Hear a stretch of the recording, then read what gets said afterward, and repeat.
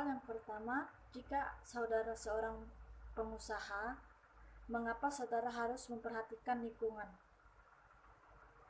A. Ekonomi. B. Politik. C. Sosial. D. Teknologi. E. Etika. F. Legal atau hukum. Yang kedua, jelaskan apa yang dimaksud dengan strategi pasar. Yang ketiga, jelaskan apa yang dimaksud dengan strategi pasar atau non-market strategi.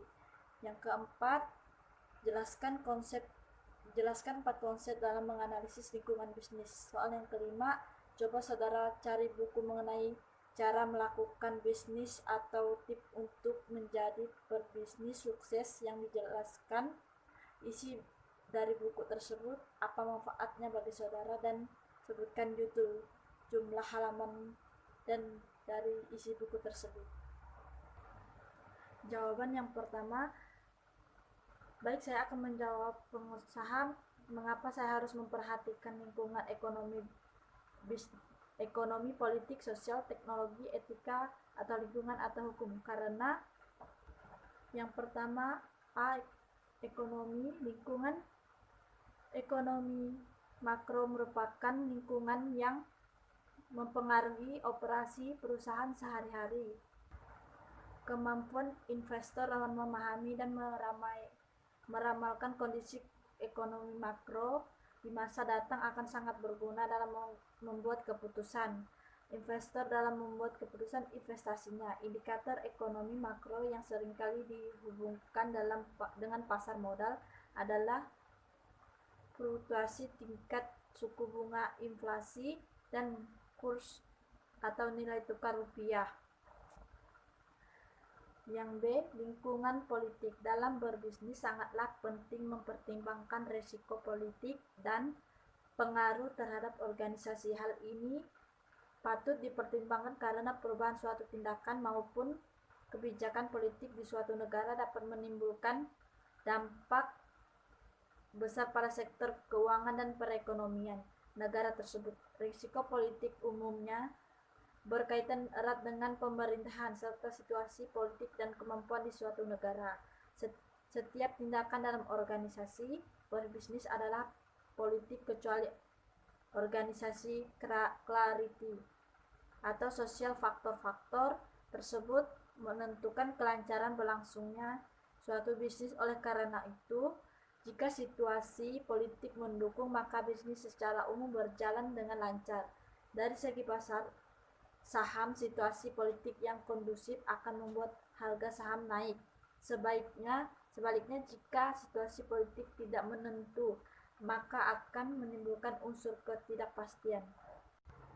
Bagian C. Sosial. Lingkungan sosial merupakan tempat berlangsungnya aktivitas sehari-hari. Lingkungan sosial menjadi faktor penentu dalam perubahan perilaku terjadi pada setiap individu ataupun kelompok.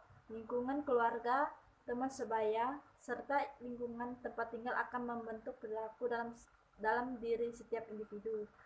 Lingkungan sosial yang baik akan membentuk pribadi yang baik, karena perilaku dan kepribadian seseorang cerminan dari lingkungan sosial yang ia tempati. Keluarga menjadi tempat lingkungan sosial yang pertama kali dikenal seorang individu sebelum terjun pada lingkungan sosial lainnya yang lebih besar. Bagian D. Teknologi. Sebagai pengusaha, kita harus paham juga dengan teknologi. Kenapa saat ini di zaman modern semua secara online dan tidak harus mempromosikan produk kita dengan turun ke jalan. Cukup kita posting produk kita tersebut di internet, misal di WhatsApp, Facebook, Instagram. Politik meliputi perkembangan ilmu pengetahuan dan teknologi khususnya dalam bidang industri dan fasilitas lainnya. Selain itu, teknologi juga saat ini memberikan penegak bagi dunia bisnis. Perusahaan ini telah memanfaatkan kemajuan teknologi informasi yang sangat pesat.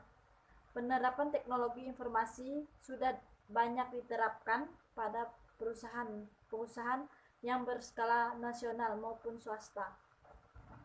Bagian E. Etika atau lingkungan. Apa itu etika etika atau lingkungan. Prinsip yang mendasari etika lingkungan adalah bahwa alam memiliki nilai intrinsik. Ini berarti bahwa alam yang dan bagiannya tidak hanya berarti untuk mencapai suatu tujuan, tetapi berakhir di dalam dan untuk diri mereka sendiri. Untuk banyak usaha kecil, biaya adalah kekhawatiran.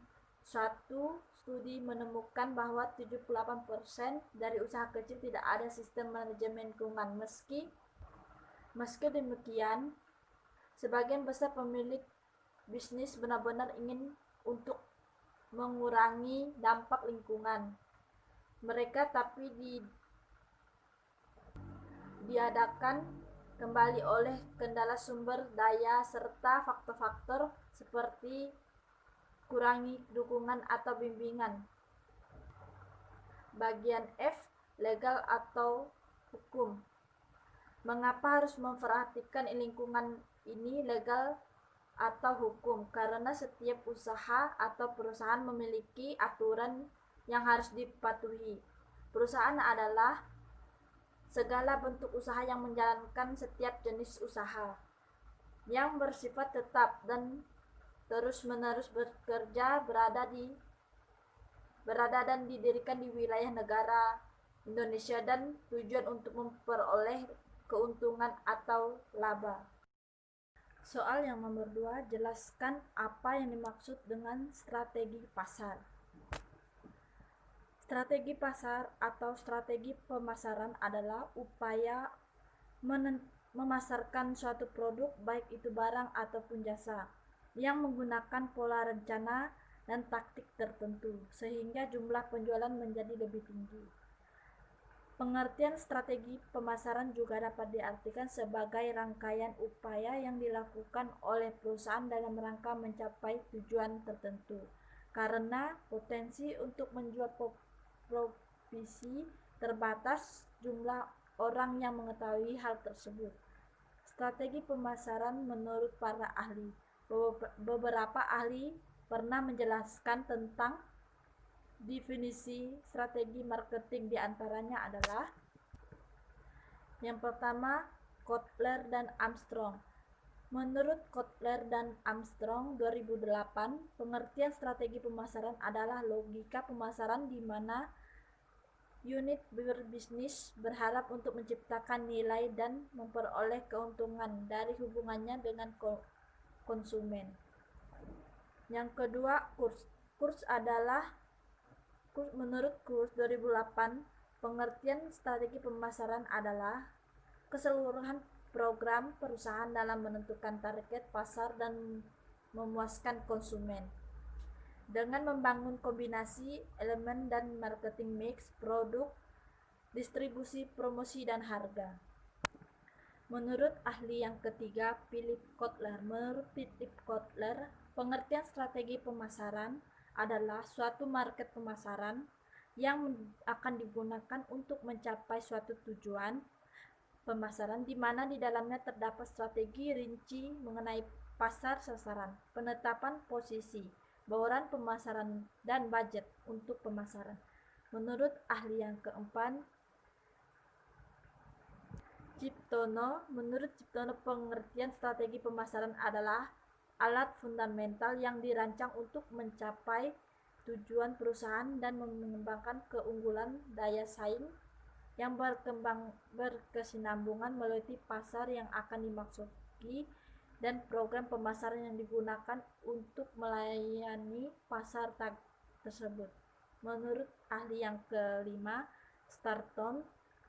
menurut Stanton, pengertian strategi pemasaran adalah suatu yang melingkupi semua sistem yang memiliki hubungan dengan tujuan untuk merencanakan dan menentukan harga hingga mempromosikan dan menyalurkan produk atau barang atau jasa.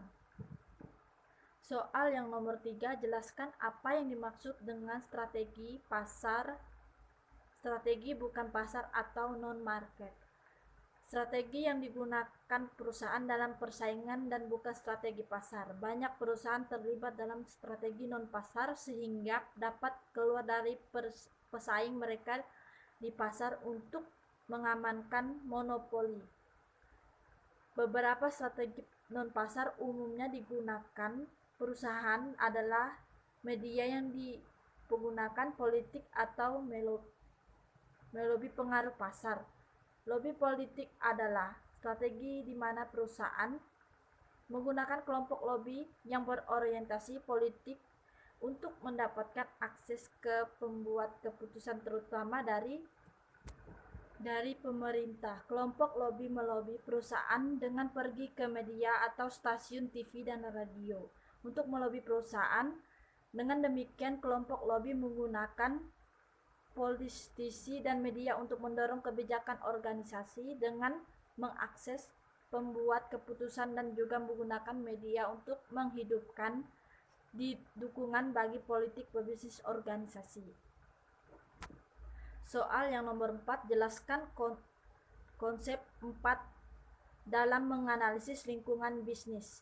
Yang pertama, A. Produk. Produk adalah barang atau jasa yang dapat diperjualbelikan.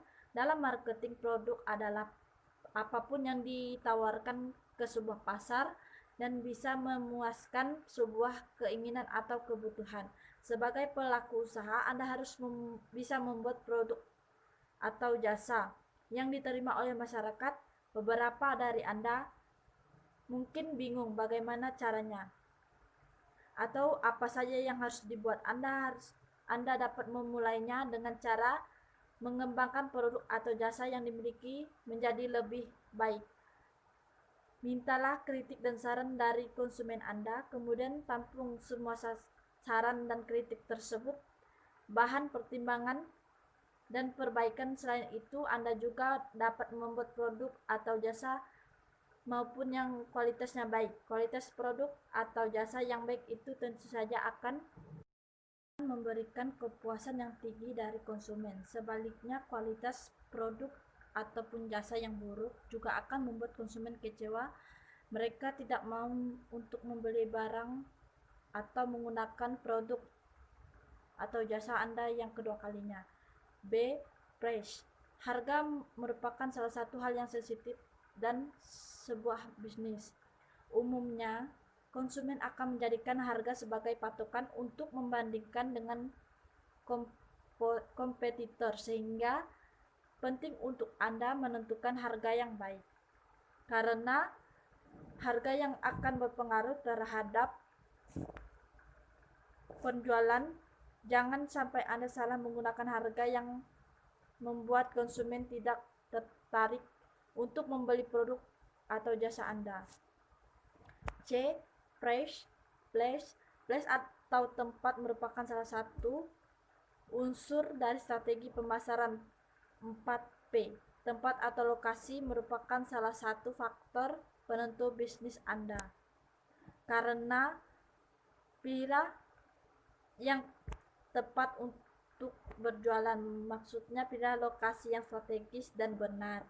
Lokasi yang strategis merupakan lokasi yang ramai dilalui banyak orang sehingga calon konsumen dan tertarik serta mudah untuk menemukan tempat jualan Anda. Namun strategi saja tidak cukup, perlu Anda ketahui tempat yang ramai dikunjungi. Mengapa demikian? Karena yang strategi jika tidak tepat atau pas juga tidak memiliki efek apapun. Yang keempat, promotion. Promosi merupakan ujung tombak untuk memperkenalkan produk atau jasa kepada masyarakat. Dengan strategi pemasaran yang baik, maka diharapkan penjualan juga akan meningkat. Kini kegiatan pemasaran atau promosi yang lebih mudah dilakukan. Anda dapat memanfaatkan media sosial sebagai Facebook, Instagram, memasang iklan kerjasama, sponsor, mengikuti bazar, dan banyak lagi.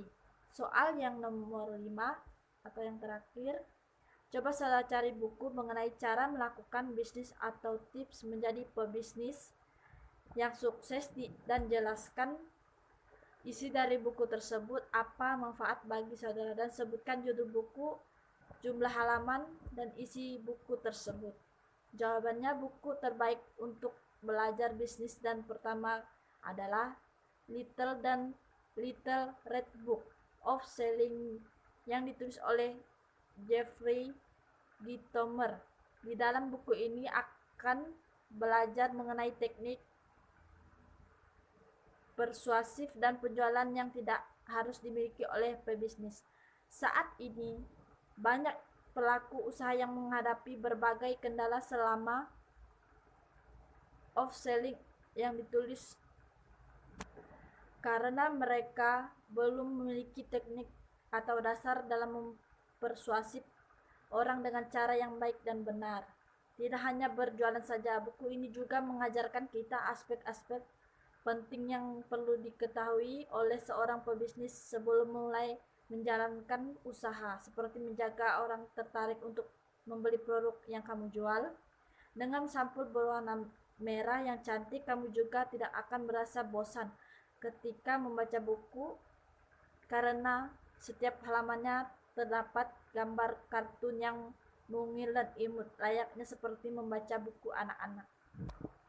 Selain itu, di setiap bab yang kamu akan disambut dengan daftar isi yang berisi hal-hal yang akan dibahas di bab tersebut sekaligus kutipan motivasi dan dijamin akan memberimu inspirasi dan semakin bersemangat dalam menjalankan bisnis. Sebagai pemula dan masih awam dalam hal dunia bisnis, buku Little Red Book of Selling bisa dijadikan sebagai buku terbaik untuk belajar bisnis dan akan membawa kepada kesuksesan. Penulis Jeffrey Gitomer, penerbit Bright Press, bahasa Inggris. Jumlah halaman 220 halaman. Kisaran harga Rp300.000. Sekian jawaban UAS dari saya. Terima kasih.